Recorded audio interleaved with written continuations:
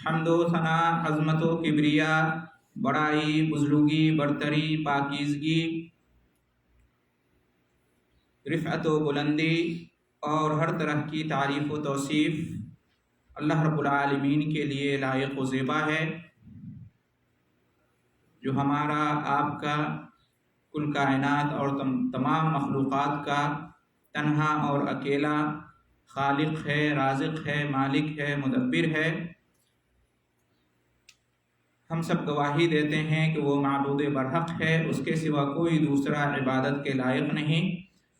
وہ ایک ہے اور اس کا کوئی شریک نہیں، وہ بڑا ہی مہربان اور نہایت رحم کرنے والا ہے۔ اور بے شمار بے انتہا صلاۃ و سلام نازل ہو، رحمتیں اور برکتیں نازل ہوں آخری نبی اور رسول محمد مصطفیٰ احمد مصطفیٰ صلی اللہ علیہ وسلم پر، جو کہ رحمت للعالمین ہیں، سید المرسلین ہیں اور تمام مخلوقات میں سب سے افضل اور سب سے برتر ہیں۔ اور اسی طریقے سے اللہ کی رحمتیں اور برکتیں نازل ہوں آپ کے آل اطہار پر اور صحابہ کرام رضی اللہ عنہم اجمعین پر، اور ان تمام ایمان والوں پر جو آپ صلی اللہ علیہ وسلم کی اور آپ کے آل و اصحاب کی پیروی کرنے والے ہیں۔ محترم بزرگوں اور عزیز بھائیوں، پچھلے خطبے میں اسراء اور معراج کے تعلق سے کچھ باتیں کی گئی تھیں۔ اسی سلسلے کو آگے بڑھاتے ہوئے آج کے خطبے میں معراج کے چند تحفوں کا بیان ہوگا۔ شب معراج میں آپ صلی اللہ علیہ وسلم کو اللہ رب العالمین کی طرف سے کئی ایک تحفے، کئی ایک انعامات عطا کیے گئے۔ تو آئیے جانتے ہیں کہ ان میں سے اہم کیا کیا ہیں اور ہمارے لیے ان میں کیا تعلیمات ہیں، کیا پیغامات ہیں اور کیا نصیحتیں ہیں۔ کیونکہ کسی بھی واقعے کے بیان کرنے کا اصل مقصد اور مدعا یہی ہوتا ہے کہ اس میں جو باتیں آئیں ان سے نصیحت حاصل کی جائے، اور جو نصیحت کی باتیں ہوں ان پر جہاں تک ہو سکے عمل کیا جائے۔ تو عبرت اور نصیحت حاصل کرنا اور اس کے تقاضوں پر عمل کرنا، یہی اصل غرض اور اصل مقصد ہوتا ہے قصوں اور واقعات کے بیان کرنے کا، انہیں سننے اور سنانے کا۔ نبی کریم صلی اللہ علیہ وسلم کو جو معراج کرایا گیا اس کے بہت سارے مقاصد تھے، اور اس میں بہت ساری ہمارے لیے نصیحتیں چھپی ہوئی ہیں۔ ان میں سے چند اہم وہ ہیں جن کا تذکرہ حضرت عبداللہ بن مسعود رضی اللہ تعالی عنہ نے کیا ہے۔ صحیح مسلم کی روایت ہے، وہ بیان کرتے ہیں کہ اعطی رسول اللہ صلی اللہ علیہ وسلم ثلاثاً، شب معراج میں آپ صلی اللہ علیہ وسلم کو 3 تحفے عطا کیے گئے، 3 چیزیں دی گئیں، 3 باتیں آپ کو عطا کی گئیں۔ اعطی الصلوات الخمس، پہلی چیز یہ کہ 5 نمازیں آپ کو عطا کی گئیں۔ جیسا کہ ہم سب جانتے ہیں کہ شب معراج میں اللہ تعالیٰ نے آپ صلی اللہ علیہ وسلم اور آپ کی امت پر نماز فرض کی۔ شروع میں 50 وقت کی نماز فرض کی گئی، پھر حضرت موسیٰ علیہ السلام کے مشورے پر آپ صلی اللہ علیہ وسلم نے اللہ رب العالمین سے بار بار درخواست کی، تو کم کرتے کرتے معاملہ اس پر آ کر ٹھہرا کہ 5 وقت کی نمازیں فرض ہوں گی، لیکن اجر اور ثواب 50 وقت کی نماز کا ملے گا۔ تو اسی معراج کے موقع پر آپ صلی اللہ علیہ وسلم کو سب سے عظیم تحفہ دیا گیا، نماز کا تحفہ۔ اس لیے نماز کے بارے میں کہتے ہیں کہ نماز مومن کی معراج ہے، یعنی اگر مسلمان بلندی چاہتے ہیں، عظمت چاہتے ہیں، برتری چاہتے ہیں، دنیا اور آخرت میں کامیابی، سرفرازی، نجات اور سعادت چاہتے ہیں، تو اس کا راستہ کیا ہے، اس کا طریقہ کیا ہے؟ اللہ رب العالمین کی عبادت پر اپنی زندگی گزارنا، جس میں سب سے اہم نماز ہے۔ 5 وقت کی نماز کے بغیر کامیابی کا اور نجات کا تصور نہیں کیا جا سکتا۔ تو آپ صلی اللہ علیہ وسلم کو معراج کے موقع پر 5 وقت کی نمازیں عطا کی گئیں، دی گئیں۔ اس سے نماز کی اہمیت معلوم ہوتی ہے، لیکن بڑے افسوس کا مقام ہے کہ اتنا عظیم تحفہ اتنے عظیم موقع پر اور اتنے شاندار طریقے سے اس امت کو دیا گیا، لیکن اس کے باوجود امت کی اکثریت کا یہ حال ہے کہ وہ نماز کو بھولے ہوئے ہیں، نماز سے غافل ہیں، نماز سے غفلت برتتے ہیں، اور اس سے انکار نہیں کیا جا سکتا کہ نماز کے معاملے میں بھی مسلمان بہت پیچھے ہیں۔ اس کا سب سے بڑا ثبوت یہ ہے کہ جمعہ میں مسلمانوں کی جو حاضری نظر آتی ہے، وہ حاضری دوسرے دنوں میں نماز میں نظر نہیں آتی ہے، جبکہ صرف جمعہ کی نماز فرض نہیں ہے، بلکہ نماز روزانہ فرض ہے، اور دن اور رات میں روزانہ 5 وقت کی نماز فرض ہے۔ لیکن عجیب بات ہے کہ مسلمانوں نے شاید یہ سمجھ رکھا ہے کہ فرض صرف ہفتے میں 1 دن جمعہ کی نماز ہے، باقی نمازیں شاید فرض نہیں ہیں ان کی سمجھ کے مطابق، اس لیے کہ اگر وہ جمعہ کی نماز کی طرح ان نمازوں کو بھی فرض سمجھتے تو جو اہمیت جمعہ کی نماز کو دیتے ہیں، جس پابندی سے جمعہ کی نماز میں حاضری دیتے ہیں، اسی طرح سے بقیہ نمازوں کی بھی پابندی کرتے اور نماز میں حاضری دیتے۔ کیا اللہ تعالیٰ صرف جمعہ کے بارے میں سوال کرے گا، پوچھے گا، اور باقی نمازوں کے بارے میں اللہ نہیں پوچھے گا؟ ہر نماز کے بارے میں، جو نماز بھی فرض ہے، اس کے بارے میں حساب کتاب لیا جائے گا۔ نبی کریم صلی اللہ علیہ وسلم کا فرمان موجود ہے کہ اول ما یحاسب به العبد یوم القیامہ الصلاۃ، کہ قیامت کے دن سب سے پہلے جس چیز کا حساب لیا جائے گا، سب سے پہلے جس چیز کے بارے میں سوال کیا جائے گا، وہ نماز ہے۔ سب سے پہلے نماز کے بارے ہی میں سوال کیا جائے گا۔ جو ایمان والے ہیں، جو مسلمان ہیں، جو ایمان والے توحید والے ہیں، ان سے تمام عبادات میں، تمام اعمال صالحہ میں سب سے پہلے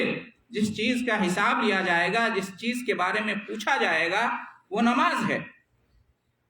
فَإِن صَلُحَتْ صَلُحَ سَائِرُ عَمَلِهِ، تو اگر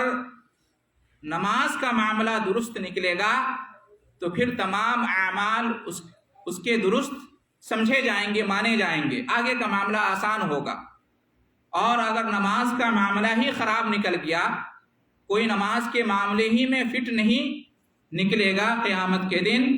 تو پھر اس کے سارے اعمال گویا کہ برباد سمجھے جائیں گے، بیکار سمجھے جائیں گے۔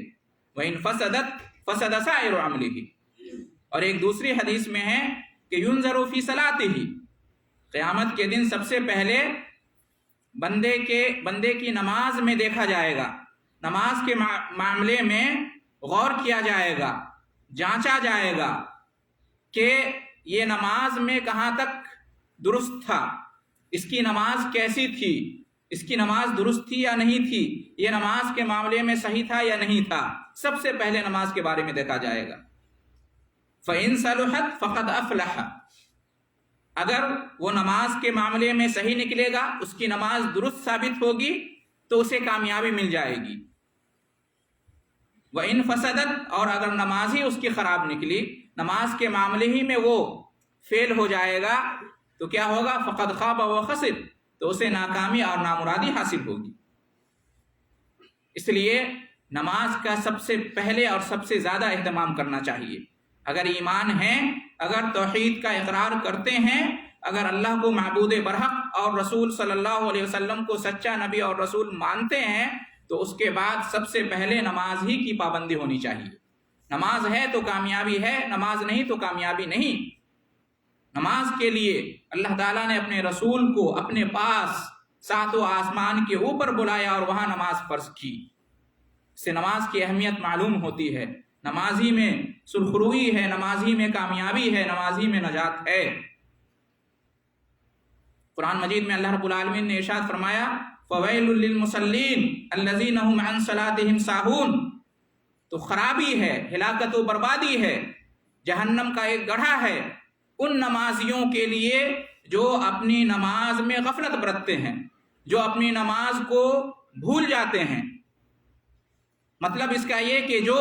نماز کی پابندی نہیں کرتے ہیں، جب جی میں آیا نماز پڑھ لیا، جب جی میں آیا چھوڑ دیا، وقت بے وقت نماز پڑھتے ہیں، دو چار وقت کی نماز پڑھتے ہیں تو دو چار وقت کی نماز نہیں پڑھتے ہیں۔ خاص طور سے فجر اور عصر میں لوگ نماز کے بارے میں غفلت کے شکار ہوتے ہیں۔ تو ایسے نمازیوں کے بارے میں جو کبھی پڑھتے ہیں کبھی نہیں پڑھتے ہیں، اور نماز کو کبھی وقت پر پڑھتے ہیں کبھی وقت پر نہیں پڑھتے ہیں، کبھی جماعت کے ساتھ پڑھتے ہیں کبھی جماعت کے ساتھ نہیں پڑھتے ہیں، اور اپنی نماز کے اندر ارکان، واجبات، شروط وغیرہ کا خیال نہیں رکھتے ہیں، نماز کے اندر خشوع اور خضوع کو نہیں برتتے ہیں، ایسے نمازیوں کے بارے میں کہا گیا ہے کہ ان کے لیے ہلاکت ہے، ان کے لیے خرابی ہے، ان کے لیے جہنم کی ایک وادی ہے۔ جب ایسے لوگوں کا یہ حال ہے جو نماز تو پڑھتے ہیں لیکن پابندی سے نہیں پڑھتے ہیں اور صحیح طریقے سے نہیں پڑھتے ہیں، جب ان کو عذاب ہوگا تو ذرا سوچئے ان لوگوں کا عذاب کا کیا معاملہ ہوگا جو نماز بالکل پڑھتے ہی نہیں ہیں، جن کا مسجد سے کوئی رشتہ ہی نہیں ہے، جن کا نماز سے کوئی تعلق ہی نہیں ہے، اللہ تعالیٰ کو بھولے ہوئے ہیں، اللہ کی عبادت کو بھولے ہوئے ہیں۔ ذرا بتائیے ان کا کیا حال ہوگا؟ ظاہر سی بات ہے ان کا ٹھکانہ اگر اللہ نے معاف نہیں کیا تو سوائے جہنم کیا اور کیا ہو سکتا ہے۔ اس لیے قرآن مجید میں اس کا بھی بیان ہے کہ جب جہنمیوں سے سوال کیا جائے گا کہ ما سلککم فی سقر، جنتی لوگ جہنمی لوگوں سے سوال کریں گے ما سلککم فی سقر، تم جہنم میں کس وجہ سے آئے؟ ہم لوگ تو جنت میں ہیں اور تم جہنم میں ہو، جبکہ دنیا میں ہم تم ایک ساتھ رہتے تھے، ایک ساتھ کام کرتے تھے، ایک ساتھ اٹھتے بیٹھتے تھے، ایک ساتھ کھانا کھاتے تھے، ایک ساتھ گھومتے تھے، ایک ساتھ بیٹھ کر باتیں کرتے تھے، ہم سب تو آپس میں دوست تھے، یار تھے، ایک دوسرے کے رشتے دار تھے، ایک دوسرے کے سے جان پہچان رکھتے تھے۔ تو آخر آج کیا ہو گیا ہے؟ ہماری محفل الگ، تمہاری محفل الگ، ہم جنت میں تم جہنم میں، آخر کیا وجہ ہے؟ یہاں ہم تم ایک ساتھ کیوں نہیں ہو؟ تو اس کی کئی وجہیں، کئی اسباب جہنمی لوگ بیان کریں گے، خود اپنی زبان سے اقرار کریں گے۔ سب سے پہلے وہ جو بیان کریں گے وہ کہیں گے کہ لم نکو من المصلین،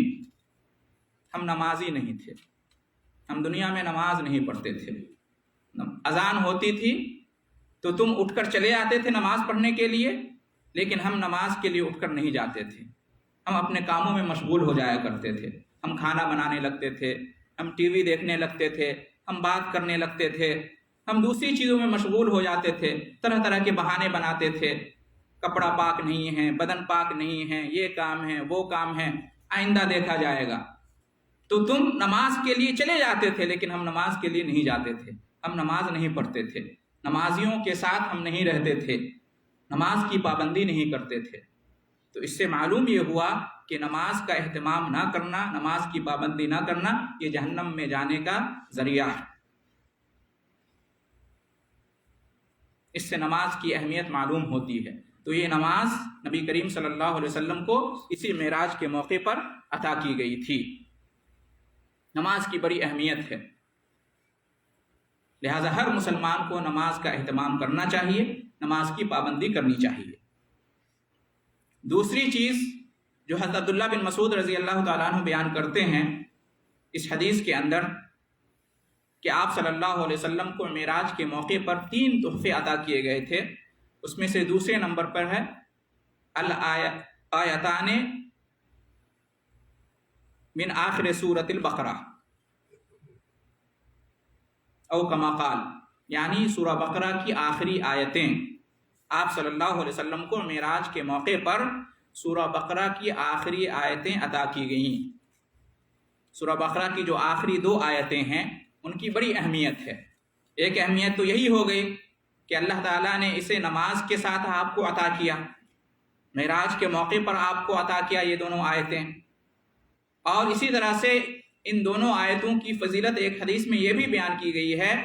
کہ من قرأہما کفتاہ، من قرأہما فی لیلۃ کفتاہ، جو ان دونوں آیتوں کو، سورہ بقرہ کی آخری 2 آیتوں کو جو رات میں پڑھے گا تو یہ دونوں آیتیں اس کے لیے کافی ہو جائیں گی۔ کس بات سے کافی ہو جائیں گی؟ یعنی یہ دونوں آیتیں اس کی حفاظت کا ذریعہ بنیں گی، ہر شر سے، ہر مکروہ سے اللہ رب العالمین کی طرف سے اس کی حفاظت کی جائے گی۔ کس کی؟ جو رات میں ان دونوں آیتوں کو پڑھے گا۔ اور اس کے علاوہ اہل علم نے کہا ہے کہ بہت ساری عبادات سے بھی، قیام اللیل سے، تہجد سے، اگر اللہ تعالیٰ نے پسند کر لیا تو یہ 2 آیتوں کا پڑھنا اس کے لیے کافی ہو جائے گا۔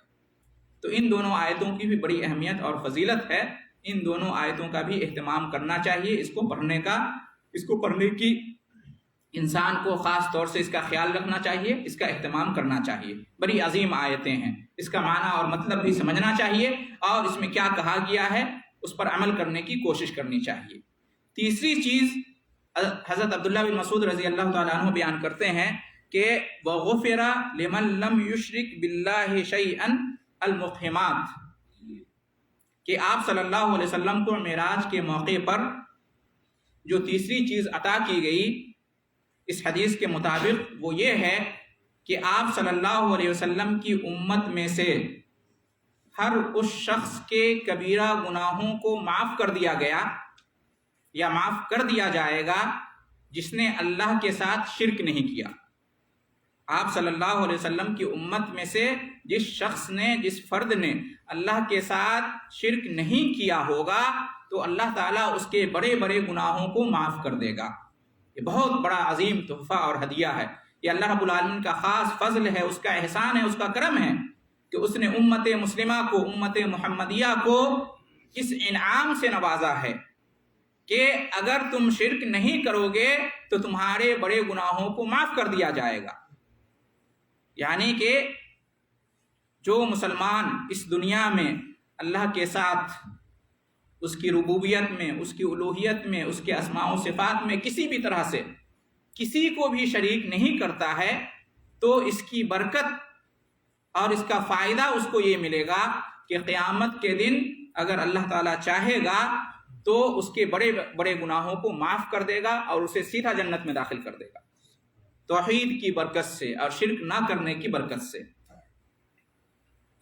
سود، رشوت، زناکاری، قتل ناحق، یہ سب بڑے بڑے گناہ ہیں، غیبت، جھوٹ، یہ سب بڑے بڑے گناہ ہیں۔ اگر اللہ تعالیٰ چاہے گا اپنے فضل سے تو قیامت کے دن توحید کی برکت سے اور شرک نہ کرنے کی وجہ سے ان کو معاف کر دے گا، اللہ کی مرضی۔ اور اگر اللہ تعالیٰ چاہے گا تو معاف نہیں کرے گا بلکہ جہنم میں داخل کرے گا اور پھر جہنم میں سزا کاٹنے کے بعد اسے جہنم سے نکال کر جنت میں داخل کیا جائے گا۔ کس وجہ سے؟ اس لیے کہ وہ توحید والا تھا، اس نے شرک نہیں کیا تھا۔ تو تیسرا تحفہ جو آپ صلی اللہ علیہ وسلم کو معراج کے موقع پر دیا گیا وہ یہ کہ اگر شرک نہیں کریں گے تو اللہ تعالیٰ بڑے بڑے گناہوں کو بھی معاف کر دے گا اگر وہ چاہے گا تو اس سے معلوم یہ ہوا کہ ایک مسلمان کو شرک سے سب سے پہلے بچنا چاہیے، سب سے زیادہ اہتمام شرک سے بچنے کا کرنا چاہیے۔ ہر گناہ سے بچنا ضروری ہے، ہر حرام چیز سے بچنا ضروری ہے، لیکن سب سے پہلے اور سب سے زیادہ جس چیز سے بچنے کا اہتمام کرنا چاہیے وہ شرک ہے۔ اللہ تعالیٰ کے ساتھ کسی بھی طرح سے شرک نہیں کرنا چاہیے، اس لیے کہ اللہ تعالیٰ شرک کو معاف نہیں کرے گا۔ ان اللہ لا یغفر ان یشرک بہ ویغفر ما دون ذلک لمن یشاء۔ اللہ رب العالمین شرک کو معاف نہیں کرے گا، شرک کے علاوہ جو دوسرے گناہ ہیں اللہ تعالیٰ جس کو چاہے گا معاف کر دے گا، لیکن اگر کسی کی شرک کی حالت میں موت ہوئی، مرنے سے پہلے اگر اس نے شرک سے توبہ نہیں کیا تو اس کے لیے کوئی معافی نہیں ہے، وہ سیدھا جہنم میں جائے گا، ہمیشہ کے لیے جنت اس پر حرام کر دی جائے گی۔ لیکن اگر اس نے شرک نہیں کیا تھا اور دوسرے گناہ تھے تو اللہ تعالیٰ چاہے گا تو معاف کر دے گا، چاہے گا تو ایک مدت کے لیے جہنم میں ڈالے گا، پھر جہنم سے نکال کے جنت میں داخل کر دے گا۔ تو معلوم یہ ہوا کہ شرک سے بچنا چاہیے، اللہ تعالیٰ کے رب ہونے میں کسی کو شریک نہیں کرنا چاہیے، اللہ تعالیٰ کے معبود ہونے میں کسی کو شریک نہیں کرنا چاہیے، اللہ کے اسماء و صفات میں کسی کو شریک نہیں کرنا چاہیے۔ لیکن افسوس کا مقام ہے کہ جس طرح سے نماز سے یہ امت کی اکثریت غافل ہے، اسی طرح سے توحید سے بھی غافل ہے۔ جس طرح سے بے نمازیوں کی کثرت ہے مسلمانوں میں، اسی طرح سے اگر ہم دیکھیں تو مشرکین کی بھی ایک تعداد ہے۔ اس لیے ہم دیکھتے ہیں کہ مسلمان ہونے کے باوجود جب کوئی آفت مصیبت آتی ہے، کوئی پریشانی آتی ہے تو وہ اللہ سے لو لگانے کے بجائے اللہ کے بندوں سے لو لگاتے ہیں، اللہ سے امید رکھنے کے بجائے اللہ کے بندوں سے امید رکھتے ہیں، اللہ کو پکارنے کے بجائے اللہ کے بندوں کو پکارتے ہیں، اللہ تعالیٰ کی مسجد میں آ کر اللہ سے دعا کرنے کے بجائے مزاروں پر، خانقاہوں پر، درگاہوں پر جا کر ان کے مجاوروں سے، وہاں جو بزرگان دین مدفون ہیں ان سے فریاد کرتے ہیں، ان کے لیے عبادت کی رسم بجا لاتے ہیں، ان سے اپنا دل لگاتے ہیں، ان سے امید رکھتے ہیں۔ یہ سب شرک کی صورتیں ہیں۔ کیا ایک اللہ کافی نہیں ہے؟ توحید کا مطلب یہی ہوتا ہے کہ ایک اللہ سے دل لگانا، ایک اللہ سے امید رکھنا، ایک اللہ کو پکارنا۔ اللہ کے ساتھ کسی اور سے بھی اسی طرح سے امید رکھی جائے جو اللہ سے رکھنی چاہیے تو یہ شرک ہے۔ اللہ کے علاوہ کسی اور کو پکارنا یہ شرک ہے، لہذا شرک سے بچنا چاہیے۔ کتنے ہی ایسے مسلمان ہیں جو یا اللہ کہنے کے ساتھ ساتھ مصیبت میں، پریشانی میں مدد کے لیے یا رسول اللہ بھی کہتے ہیں، یا علی بھی کہتے ہیں، یا حسین بھی کہتے ہیں، اور پتہ نہیں بزرگان دین کو داتا، دستگیر اور غریب نواز کہہ کر اور لقب دے کر ان کے لیے عبادات کی رسمیں بجا لاتے ہیں۔ جس طرح سے کفار و مشرکین بتوں کو اور جن ہستیوں کے نام پر بت بنائے گئے تھے ان کو وسیلہ بناتے ہیں، ان کو واسطہ بناتے ہیں اور ان کے لیے عبادت کی رسموں کو ادا کرتے ہیں، اسی طرح سے بہت سارے مسلمانوں کا یہ حال ہے کہ بزرگان دین کو، انبیاء کو، رسل کو، فرشتوں کو، صحابہ کرام کو اپنے اور اللہ کے درمیان واسطہ اور وسیلہ بنا کر شرک کا کام کرتے ہیں، ان کے لیے عبادت کی رسم بجا لاتے ہیں، جبکہ یہ معراج کا تحفہ اور پیغام ہے کہ اللہ تعالیٰ کے ساتھ شرک نہ کرنا، ایک اللہ کافی ہے ہمارے لیے۔ تو محترم حضرات، یہ چند تحفے تھے جو معراج کے موقع پر آپ صلی اللہ علیہ وسلم کو عطا کیے گئے تھے، اور بھی کئی تحفے ہیں جن کا بیان اگر موقع ملا تو کیا جائے گا۔ دعا ہے اللہ رب العالمین سے کہ ہم تمام مسلمانوں کو توحید اور ایمان پر باقی رکھے، شرک سے، کفر سے، بدعت سے اور ہر طرح کے گناہ سے بچنے کی توفیق عطا فرمائے، تمام عبادات کی پابندی کرنے اور خاص طور سے نماز کی پابندی کرنے کی توفیق عطا فرمائے، اور اسی طریقے سے قرآن مجید کی تلاوت اور خاص طور سے سورہ بقرہ اور اس کی آخری آیتوں کی تلاوت کرنے کی توفیق عطا فرمائے، تاکہ دنیا اور آخرت میں اللہ رب العالمین ہمیں نجات اور سعادت سے نوازے۔ اللہ تعالی ہم سب کو یہ توفیق عطا فرمائے، آمین۔ وآخر دعوانا ان الحمد للہ رب العالمین۔